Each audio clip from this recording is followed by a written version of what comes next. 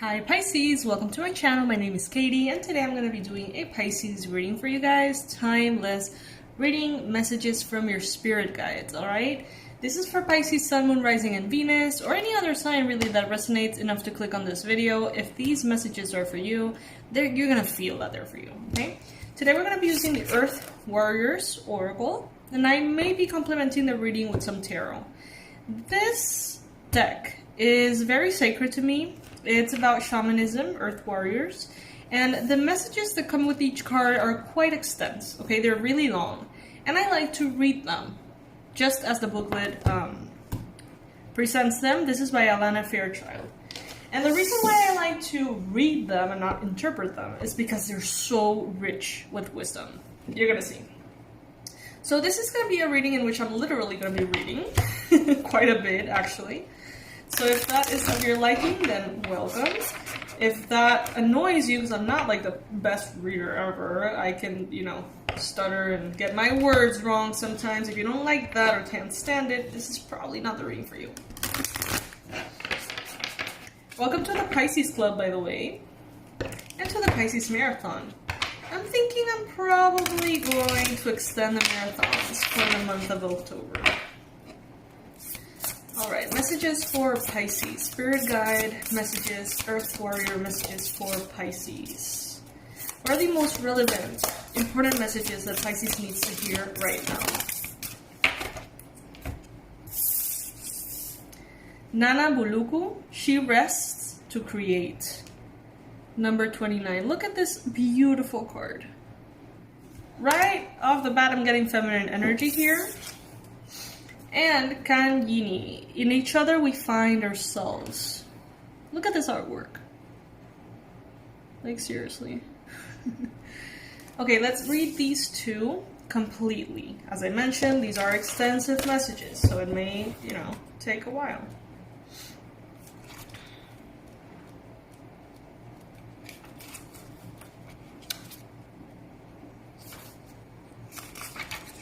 Alright, Nana Buluku. She rests to create. I'm going to hold a card here for you so you can see it. Your energy is a precious resource, and there are ways of being that can enhance it, amplify it, and replenish it. Give yourself sufficient rest, and you shall find the way forward more effortless. Explore the lifestyle that grows your inner resources, rather than requiring constant exertion and exhaustion to accomplish an endless list of external pursuits. You need this shift in being now because you are ready to accomplish more. For this to take place, there needs to be less effort and more wisdom. Trust and value what you can accomplish through rest. You have more than enough energy to bring to life the sacred visions held within your heart. An increase of energy and peacefulness is indicated. You are guided to choose high-energy people, places, and purposes. This does not necessarily mean that which is highly stimulating. Rather, it refers to that which regenerates you with peacefulness and joy. Give generously to yourself to be able to give generously to others.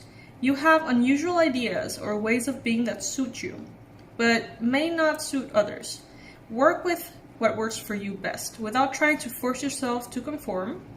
This brings well-being and creative success for you. Nana Buluku is the African grandmother creatrix, the supreme feminine creative principle. She created the universe, then rested. The intersection of rest and extraordinary creative power is repeated in numerous spiritual traditions from varied cultures around the world. It is also repeated in the lives of inspirational innovators in varied fields of discipline, from the sciences to the arts. When you are boldly ambitious and creatively confident for the fulfillment of your life purpose and heart-inspired plans, it may seem that the rest is the last thing you have time for. There is so much to be accomplished. Yet the conscious use of deep rest allows us to connect closely to the divine creative genius. Taking time for renewing stillness can allow us to work smarter, rather than just always working harder. African spirituality is based on a holistic worldview where no issue in one's life is separated from the spiritual worlds. This recognition that the divine is intimately involved and lovingly invested in every single aspect of your life is how you begin to generate restful consciousness. This type of consciousness is based on trust that the divine knows what you are here to do and wants to help you do it. Therefore, you don't have to orchestrate the details of your life, nor figure out everything or anything on your own. You do not need to have signs to prove something is happening every single day. What you need is faith in the fundamental good will that the divine has towards you and your life purpose, the reason for which you chose life in the first place. From that place of restful consciousness, you can make... Sorry guys, that's my coffee. That's gonna take a few seconds. I'm sorry. I got an espresso machine off Amazon. It literally takes like seconds, so it'll be over soon.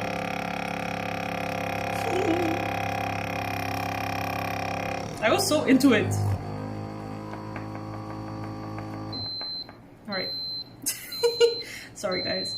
Okay, what you need is faith in the fundamental good will that the divine has towards you and your life purpose, the reason for which you chose life in the first place.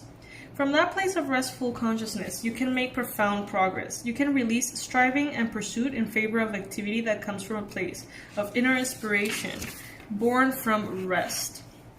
I'm getting kind of like the Four of Swords and the Strength card here. In the mystical traditions of many cultures, that period of rest is considered to be the time when we incubate in silence and spaciousness. Through the invisible workings of the most willing and loving Great Spirit, all quiet and openness is responded with renewed energy, clear direction, and helpful guidance. You will likely find yourself becoming more active and certainly more productive through this process of resting regularly as part of your lifestyle. Rather than constantly discharging energy without having the time to adequately restore yourself. Instead, you will be generating more swiftly and deeply on all levels of your being and continually amplifying your energetic output. Your actions will have further reach. You'll have more to share with your loved ones. This is sacred subversion of established disorder that would otherwise have you chasing your tail, running yourself ragged, and wearing yourself out in the belief that somehow this would help you get to where you want to be, to make the contribution that you want to make. Instead, you will be healing and growing and creating from a place of trust, creating the new world order in harmony with divine genius. There is an ad that shows up in my videos about Marisa Peer from Mind Valley, and you know, those ads, I don't really pay attention to them that much, but she said something that really captivated me. She said, hard work is like when you see a fly that's like stuck inside a building and the fly is like smashing itself against the mirror, the glass, thinking that the harder she smashes herself into the glass, the more likely she will be to get out, you know? And that's interesting, you know, because sometimes we feel like the harder we work, the more it's gonna bring results, but not necessarily, you know, that's not always the case. Healing process. Okay, so in this deck, each card also has a healing process that you can follow in your own time and space to heal this, you know, aspects of yourself. In this case, heal maybe the worship of the busyness, if you want to call it somehow. Okay, find a place to rest, lying down flat on your back, with your legs and arms slightly apart, preferably with soft lighting that you can close your eyes to. The aim is to create a restful environment that will feel supportive of you slowing down your thought process and settling out of your head into your body. Gaze at the card image, noticing the soft circles that surround the head of the goddess. Allow your vision to soften and even become a little blurry as you slowly and gently shift your gaze from circle to circle. Do not focus sharply on anything, but just lightly and easily shift your gaze from left to right and right to left, up and down and up and down, from circle to circle. Do this very slowly until it feels lightly hypnotic and relaxing. You are going to imagine, visualize, feel, or pretend that your thoughts can drift out of your head, moving around outside of your head, becoming like a soft round circle. The more the thoughts become soft, round, and gently moving outside of your head, the more peaceful and restful the inside of your head feels. You can relax more deeply for healing and restoration this way. When you're ready, lay the card beside you, if you have this deck, and close your eyes. Rest for as long as it feels good. When you're ready to awaken from your rest, ground yourself with some physical movement as you bring yourself back into the now. You have completed your healing process. Maybe you can do some stretches. If you feel very ungrounded, there is what are these called? I always forget the names of things. Mudras. So you can put like your thumb inside of your hand and just press it, create a little bit of pressure, not too much, just for it to feel comfortable. And imagine as though you have a energetic cord that goes from your root chakra to the center of the earth. And just ground yourself that way. That's for when you're feeling like very ethereal, ungrounded, and you're having trouble like getting back into your body, I guess. Alright, so we are done with the first message from your spirit guides. Now we're going to be moving into the second one, alright? I might do another reading for the messages of the spirit guides, perhaps with tarot, but I really wanted to go deep into this one. If you like this deck, please let me know, because I never really use it and it's beautiful. Alright, card number 42, Kanjini. In each other, we find ourselves. Okay, let's see what that message has for us.